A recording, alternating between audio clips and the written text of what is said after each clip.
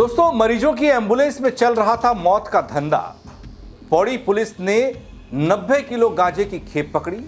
एक तरफ उत्तराखंड की स्वास्थ्य व्यवस्था धाम है, मुंह के बल गिरी हुई दिखाई देती है, दूसरी तरफ एम्बुलेंस बनी नशा एक्सप्रेस। डॉक्टर्स को प्राइवेट क्लिनिक की छूट, एम्बुलेंस में गांजा तस्करी, स्वास्थ्य मंत्रालय पर सवाल ही सवाल, स्वास्थ्य मंत्री से भी कई सवाल। अब कैसे रुद्रप्रयाग से ऋषिकेश तक फैला था एक बड़ा नेटवर्क, ये आंखें खोल देने वाला मामला है। दोस्तों, इस वीडियो को देखिएगा, इस खबर को समझिएगा। नमस्कार, पहला मैं पंकज रौतेला, आप देख रहे हैं अपना उत्तराखंड न्यूज।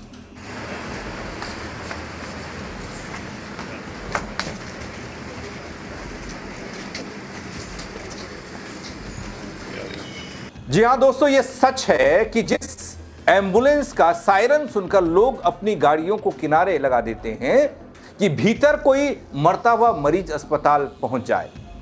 और जरा सोचिए, अगर उसी एम्बुलेंस के भीतर मरीज की जिंदगी नहीं बल्कि 45 लाख के नशे की खेप दौड़ रही हो, तो आप क्या कहेंगे? ऐसा ही हुआ है।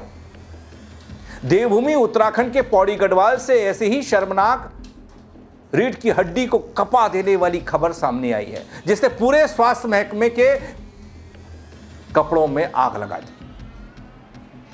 उंदाओं में आग लगा दी। एक तरफ उत्तराखंड के पहाड़ों में दोस्तों गर्भवती महिलाएं डोली कंडी डंडी में सफर कर रही हैं, दम तोड़ रही हैं।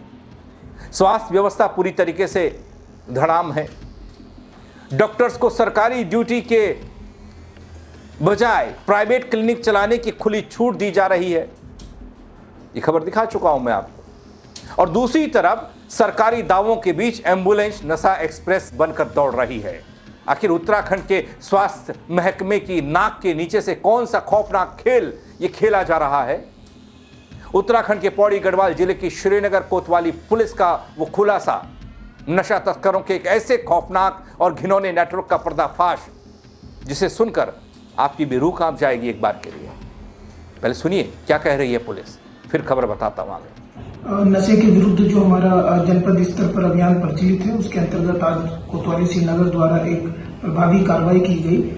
इसमें सुबह आवास विकास परेड ग्राउंड के पास जब हमारी पुलिस की सघन चेकिंग हो रही थी सुबह, इसमें एक गाड़ी जो एम्बुलेंस थी जिसका नंबर UK 14PA0539 था, उसमें 90 kg गांजा जो है वो पुलिस को बरामद हुआ है। इसमें जो अभियुक्त था रविंदर सिंह, जो एम्बुलेंस चला रहा था, उसे भी तत्काल पुलिस के द्वारा अरेस्ट किया गया और इसमें NDPS एक्ट के तहत मुकदमा पंजीकृत किया गया है।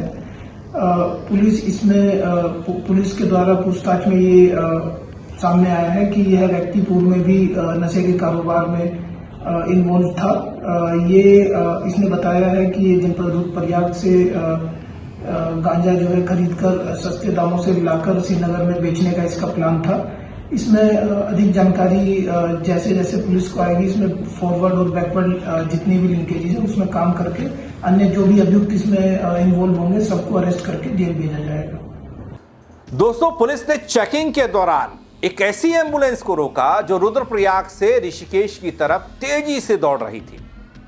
और जब पुलिस ने इसके पिछले दरवाजे को खोला तो वहां कोई मरीज नहीं था, बल्कि एम्बुलेंस के भीतर खाकी रंग की भूरी रंग के कट्टों में 90 किलोग्राम अवैध गांजा छिपाया गया था। अंतर्राष्ट्रीय बाजार में इस गांजे की कीमत करीब 45 लाख रुपए आकी गई और पुलिस ने तुरंत एम्बुलेंस चालक रविंद्र सिंह बिष्ट को गिरफ्तार कर सलाखों के पीछे डाला। लेकिन दोस्तों, यहां जरा इन तस्वीरों को देखिए।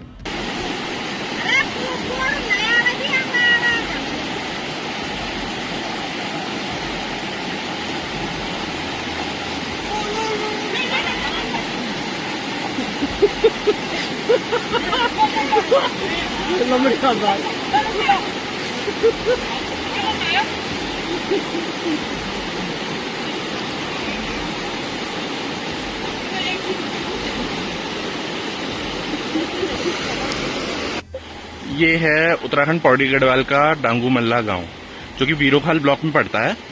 और यहाँ की दयनीय स्थिति ये है कि ना तो यहाँ पे सड़क है, ना यहाँ पे कोई झूला पुल या किसी मोटर पुल का निर्माण हुआ है। वर्ष 2020 में पुल की स्वीकृति हुई थी, लेकिन अभी तक कोई सुनवाई नहीं हुई है।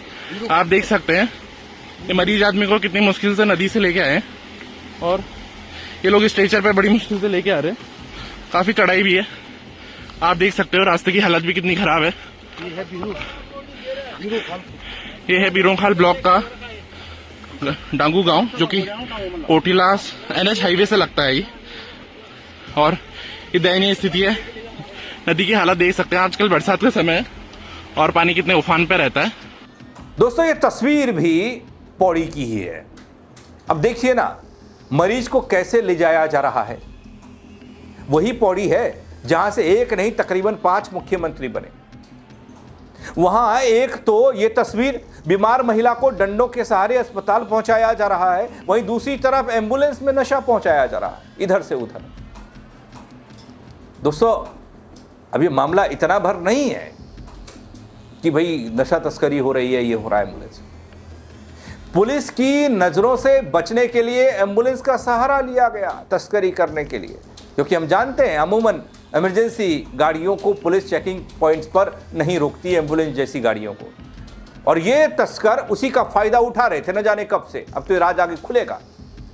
और ये गांजा रुद्रप्रयाग के पहाड़ी इलाकों से इकट्ठा करके मैदानी इलाकों में युवाओं को बर्बाद करने के लिए ऋषिकेश और देहरादून में लाया जा रहा था।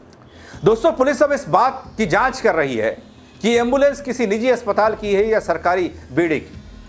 इसके पीछे वो कौन कौन से बड़े लोग हैं, बड़ी मछलियां हैं, जिनके इशारे पर यह काम खुल्लम खुल्ला चल रहा था। लेकिन इस खबर का दूसरा और सबसे डरावना पहलू उत्तराखंड की बदहाल स्वास्थ्य व्यवस्था। मैंने बताया एक तरफ जहां पहाड़ों में मरीजों को समय पर एक सामान्य एम्बुलेंस तक नसीब नहीं होती, तड़पते हुए मरीज दम तोड़ देते हैं, वहीं दूसरी तरफ उपलब्ध गाड़ियों का इस्तेमाल गांजा सप्लाई के लिए हो रहा है। दोस्तों हाल में उत्तराखंड स्वास्थ्य महकमे का एक बड़ा फैसला, भारी फैसला आपने देखा होगा, चर्चा में रहा था, विवादों में रहा है, जिसमें डॉक्टर्स को सरकारी सेवा में रहते हुए भी निजी यानी कि प्राइवेट क्लिनिक चलाने की छूट देने का ऐलान हुआ। और इस बात को लेकर आम जन में गुस्सा भी है कि एक तरफ तो ये स्वास्थ्य महकमा डॉक्टर्स को प्राइवेट कमाई की छूट देकर सरकारी अस्पतालों को लावारिस छोड़ रहा है, और दूसरी तरफ विभाग की नाक के नीचे एम्बुलेंस में नशे का काला कारोबार फल फूल रहा है। दोस्तों एम्बुलेंस से 45 लाख के गांजे की बरामदगी सीधे तौर पर विभागीय मॉनिटरिंग और सुरक्षा व्यवस्था की धज्जियां उड़ाने वाली है। जब जीवनदायिनी गाड़ियां ही मौत का सामान ढोने लगेंगी तो फिर आम जनता का इस पूरे सिस्टम से भरोसा उठना लाजमी है। अब दोस्तों एम्बुलेंस से गांजे की बरामदगी और डॉक्टर्स को प्राइवेट क्लिनिक की छूट और पौड़ी से ही आ रही इस महिला को अस्पताल पहुंचाने वाली ये तस्वीर, जिसमें डंडों के बल पर बांधकर स्ट्रेचर बनाया गया, फिर 4 कंधों का सहारा और तब जाकर मरीज पहुंच रहा अस्पताल। ये वो तस्वीरें हैं, ये वो मामला है जो उत्तराखंड के स्वास्थ्य ढांचे की कड़वी और खोखली हकीकत को बयां करता है।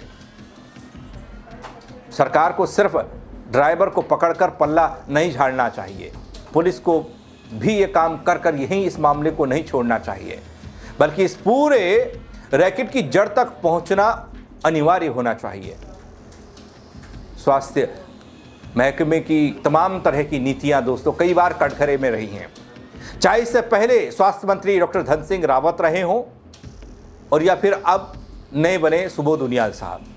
हालांकि उन्हें जुम्मा कुछ ही महीने हुए मंत्रालय संभाले हुए, लेकिन चुनौतियां जस की तस हैं। कई